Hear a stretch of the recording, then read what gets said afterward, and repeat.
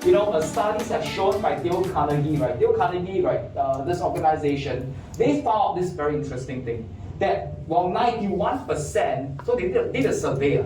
They realized that while 91% of customers would actually be willing to give you referrals, again, provided they are happy with your service. But you know what? Only 11% actually ask for them. Now, do you see an opportunity right here?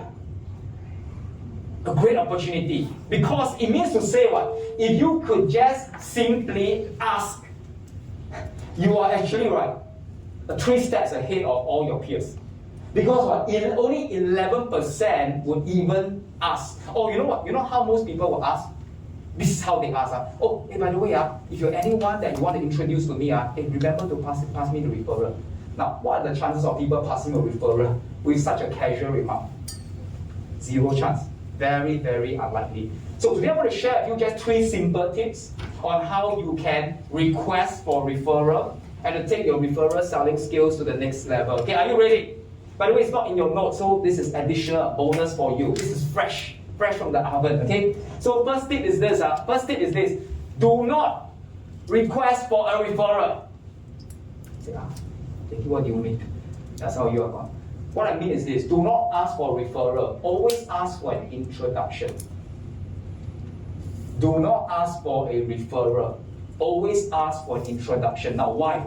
Because have you realized that the word referral itself usually tends to put a lot of pressure on your customers?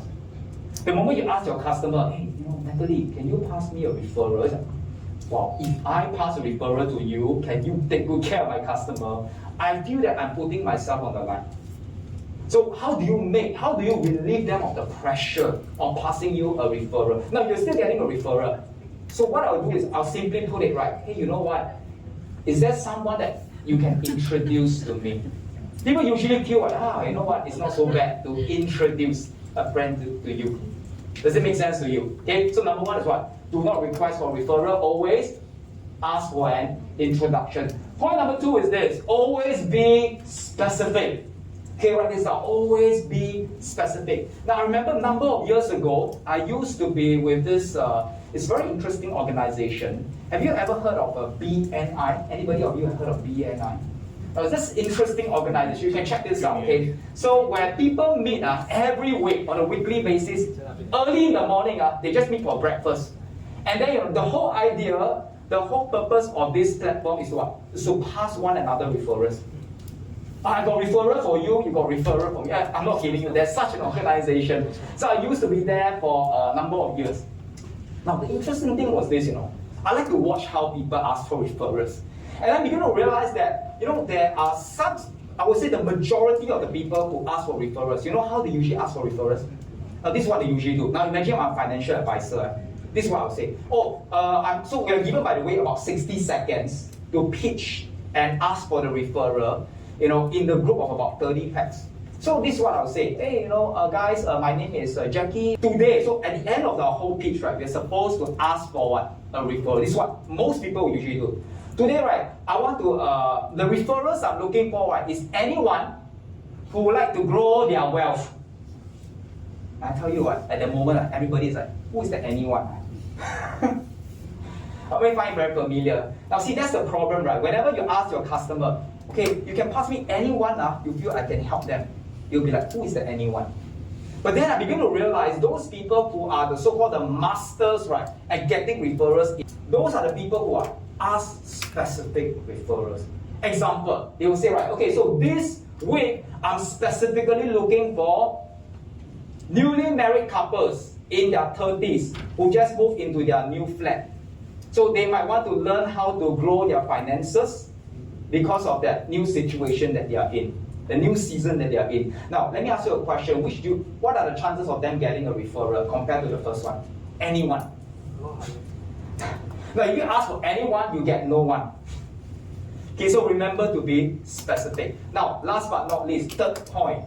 Always ask for more. Always ask for more than what you really need or what you really want. Now let me tell you the science behind this and why is it important for you to ask for more. Now which means to say, don't ask for like, hey, do you have anyone to introduce to me? Do you have a married couple to introduce to me? Now what's the problem here is this, usually you ask for one, people will be like, let me think about it. They just can't seem to figure out who this person is, right? But you see, the thing is this, very interesting. Okay, first of all, let me share with you something called the contrast principle. Okay, write this down. Okay, have you heard of this? It's called the contrast principle. Now, what's the contrast principle? Now, it works something like this. Now, by the way, many years ago, there used to be this very interesting experiment that was conducted on a group of people who were asking for donations. So I think it was a charitable organization. So they were sending people out there to ask for donations. So imagine, right, people were going out there and asking for donations and saying that, hey, you know what, we're actually representing ABC organization, we're working on this very meaningful cause.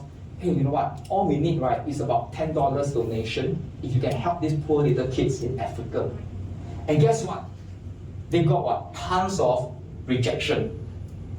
And then you know what? Later on they realized, hey, what if we can make some slight changes? You know what they did?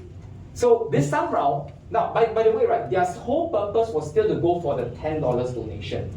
But this was what they did, They went up to Doris and said, hey Doris, by the way, I'm representing ABC organization. This is what we do, a very meaningful cause. In fact, right, all we need, right, is about $100 donation. And you will be able to help all these poor little kids in Africa. Will you be able to help them? Now, what do you think will be Doris' natural response? Wow, $100, I don't even know you. Why would I want to donate so much money? Because there's no trust yet. Does it make sense to you? But here's the trick. Now, here's the trick. Now, right in an instant, when I see Doris, right, oh no, I don't think 100. Now this guy is smart. He'll say, okay, Doris, how about this, Actually, there's a $10 option. How about donating $10 instead? Now, you know what was interesting? The donations went up the roof. Simply by what? Tapping onto this contrast principle. Because you see, the thing is this, right? If you ask straight for the $10, people always feel, oh, it's a lot of money. Because they are comparing it to something else. Remember, I always tell you price is relative. But the moment I started off with a $100, and now I downsize it to 10, what just happened? Well, actually, you know what? And by the way, that's also the law of reciprocity.